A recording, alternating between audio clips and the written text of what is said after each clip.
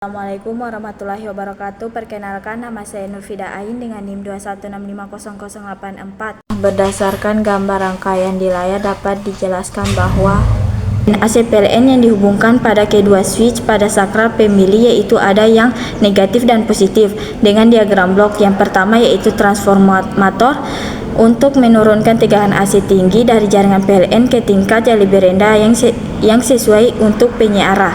Yang kedua yaitu rectified place regulator, yaitu merujuk pada kombinasi dari dua komponen yang bekerja bersama dalam rangkaian elektronik untuk mengubah dan mengatur tegangan.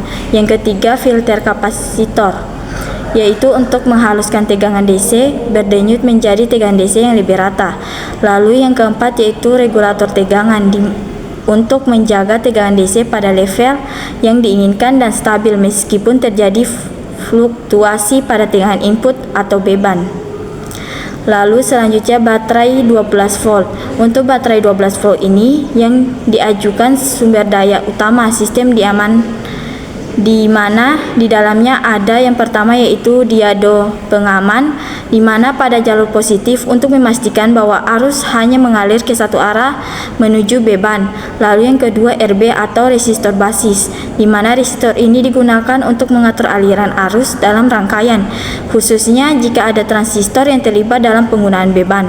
Nah, sistem utama jika dilihat pada gambar untuk switch positif dimulai dari meningkatkan tegangan DC dari 12 volt ke 24 volt untuk menggerakkan motor drive dan mengatur arah putaran motor searah jarum jam atau CW atau berlawanan arah jarum jam atau CCV, atau bisa dikatakan counter clockwise, mengacu pada gerakan atau rotasi yang berlawanan arah dengan arah jarum jam pada jam analog.